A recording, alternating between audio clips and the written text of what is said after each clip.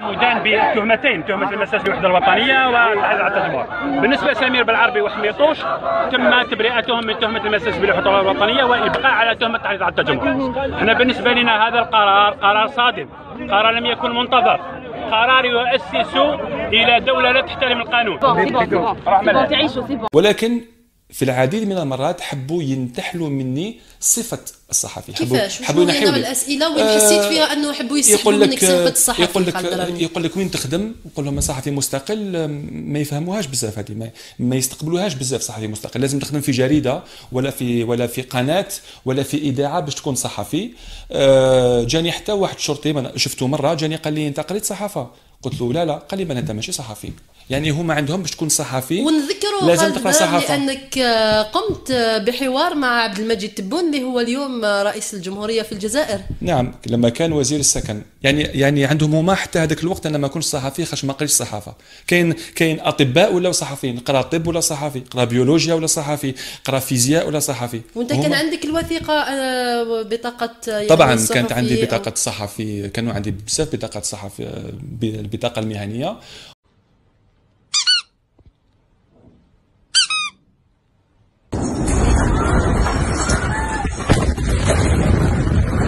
Nous sommes avec Yves Bigot, directeur général de TV5 Monde, et également Slimane Zeguidour, notre éditorialiste international. Je me tourne d'abord vers vous, Slimane. Comment interpréter la décision de la justice algérienne contre Khaled Drareni? Écoutez, ça, à première vue, c'est un verdict brutal, inédit. On l'a dit souvent, depuis l'indépendance, jamais un journaliste n'a été soumis à un tel feu nourri de condamnations successives pour aboutir à 2 ans de prison. Est-ce qu'il sert d'exemple? Est-ce que c'est clairement ça? Il est difficile de ne pas y voir un exemple, justement. Ce verdict se veut dissuasif, car l'échéance qui fait le plus peur aux décideurs algériens, c'est que la levée du confinement total, ça veut dire le retour complet du Irak dans la rue. À tort ou à raison, c'est ça l'obsession, la grande mobilisation nationale dans toutes les villes du pays. Donc le verdict, c'est d'abord vise à dissuader tout retour au Irak. Et c'est pour cela que ces 3 derniers mois, il y a pratiquement chaque semaine un blogueur ou un militant associatif lié au Irak qui est emprisonné. Khaled est l'élément, disons, le plus emblématique. Autre chose, le chef d'inculpation principal, c'est quoi? C'est atteinte à l'intégrité du territoire national. Par rapport à un pays qui est le plus grand pays d'Afrique, qui dispose, selon les experts, de la 2e armée d'Afrique, dont le budget est de 12 milliards de dollars par an. Considérer qu'un simple journaliste, admettons quand bien même il se serait livré à un discours, disons, outrancier, ce qui était loin, ce qui n'a jamais été le cas de Khaled, se sentir menacé, sentir l'intégrité nationale menacée par une simple déclaration d'un journaliste, qu'est-ce que ce serait s'il y avait une armée aux frontières, armée de pied en cap? Donc, quelque part, c'est un aveu de faiblesse, ce verdict. Yves Bigot, on sait qu'il y a eu beaucoup de discussions avec l'Algérie, beaucoup de mobilisation aussi. Est-ce que vous attendiez à une peine aussi lourde? On a entendu Maître Badi, l'avocat de Khaled Drareni, dire que c'est un choc, que c'était inattendu. Nous regrettons bien évidemment la décision de la justice algérienne et nous demandons toujours fermement la libération immédiate de Khaled Drareni. Yves Bigot, justement, la TV5 Monde, RSF ont réclamé cette libération depuis des semaines.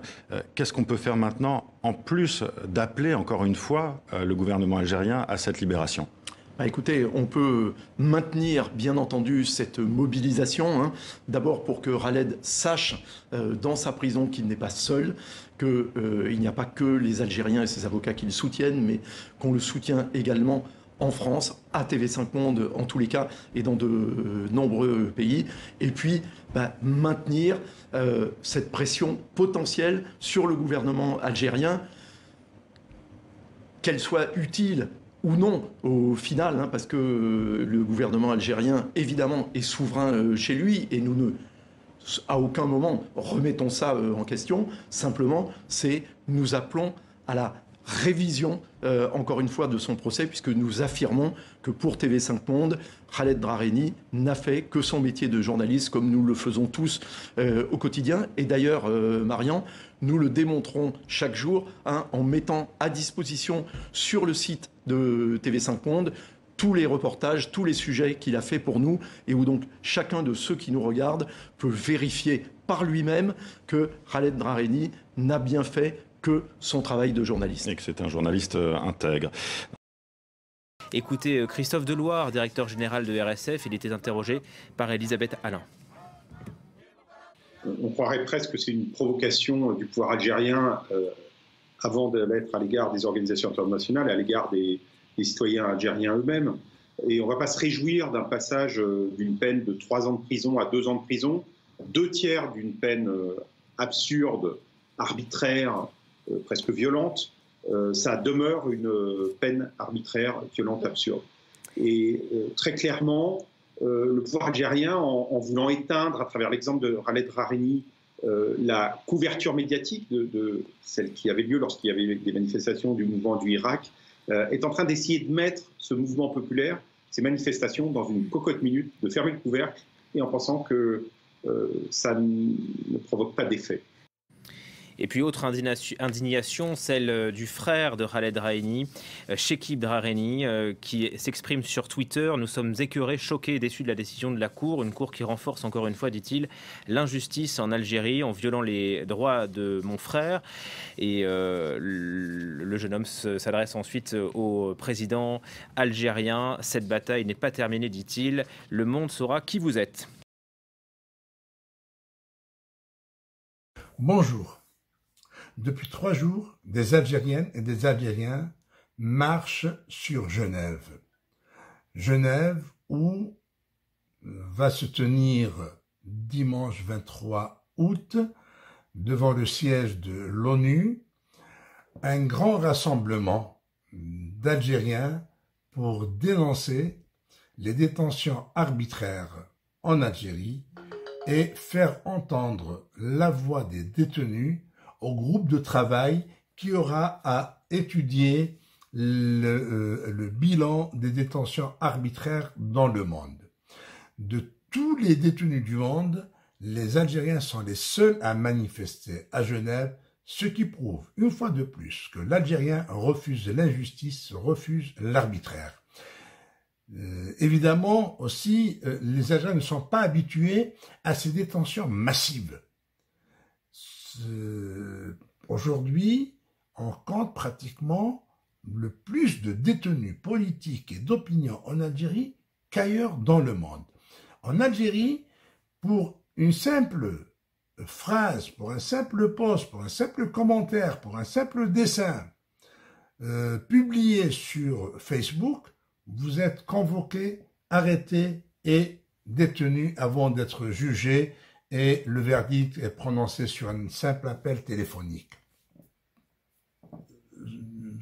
Se retrouver tous à Genève pour faire entendre la voix de ces détenus qui sont dans les geôles du régime algérien. C'est la seule issue, c'est l'ultime recours pour les Algériens. Nous n'avons rien d'autre à faire que de faire notre voix aux instances internationales non gouvernementales. Donc, nous n'avons rien d'autre à faire que de faire entendre notre voix devant les instances internationales. Maintenant, si ces voyous du pouvoir algérien, ces voyous qui sont au pouvoir, il leur reste un brin d'honneur, qu'ils libèrent les détenus et qu'on n'en parle plus.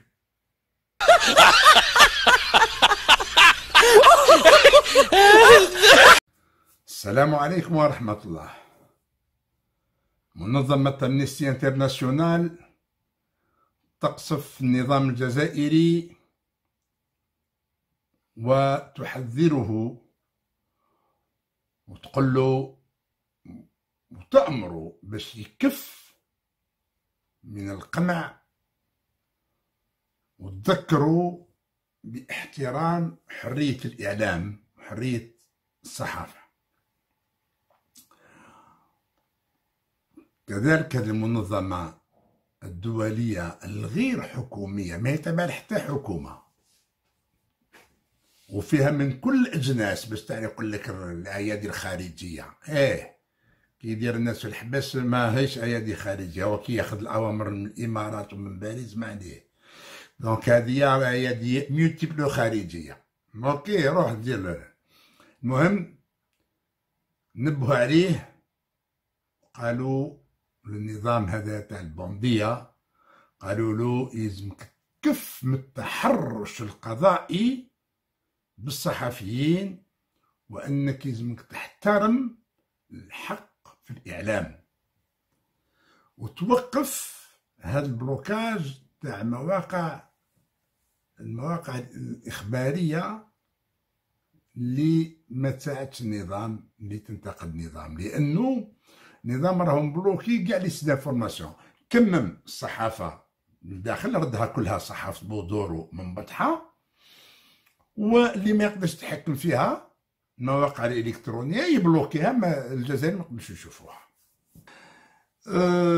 دونك هذه المنظمة هذه طالبت من السلطات الجزائرية باش توقف فورا immédiatement.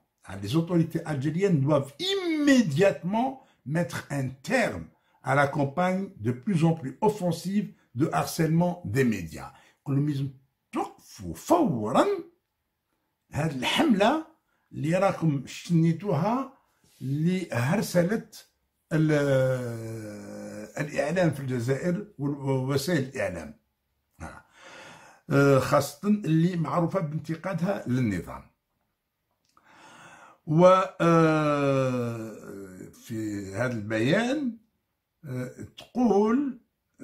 يقول السلطات الجزائرية راهي مستعدة باش تخمد الأصوات اللي تنتقدها بكل الوسائل. ولد حرا وسيموت حرا. عصابة بوندية اللي صحابهم راهم في الحباس راح يجوا يسكتوا هذا الشعب. كاش منها.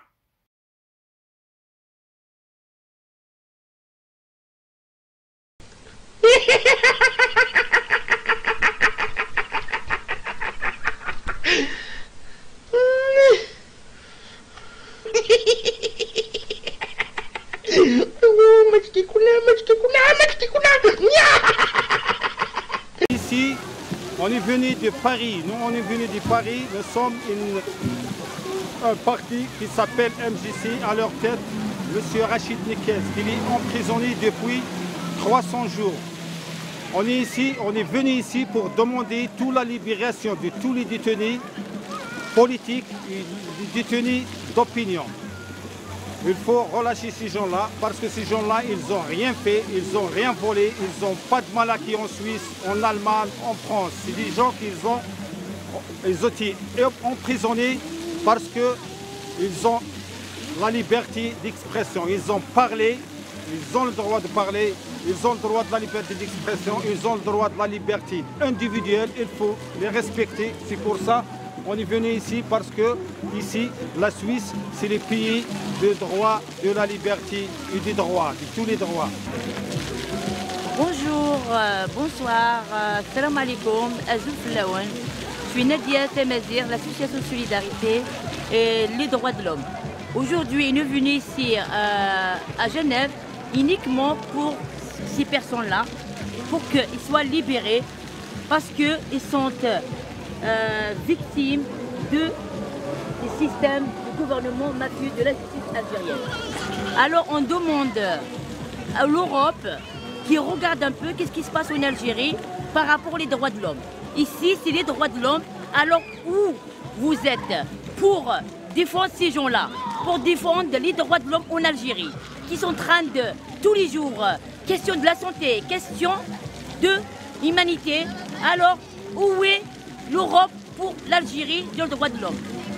مساجين ما باعوش الكوكايين اطلقون مساجين ما باعوش الكوكايين اطلقون مساجين. Et l'amorce d'une transition véritable avec un processus constituant souverain.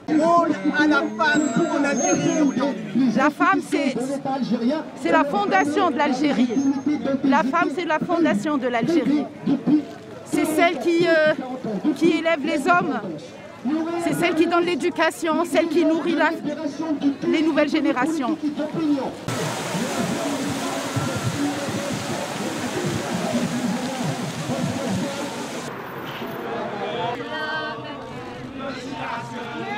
Là, on est à 103 km exactement de Chambéry. Mais rencontré comme difficulté? Les difficultés, franchement, pas grand-chose. C'était juste la fatigue, mais c'est une fatigue heureuse.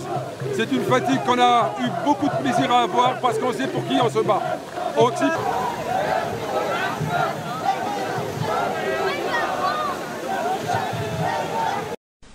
잘 보이죠?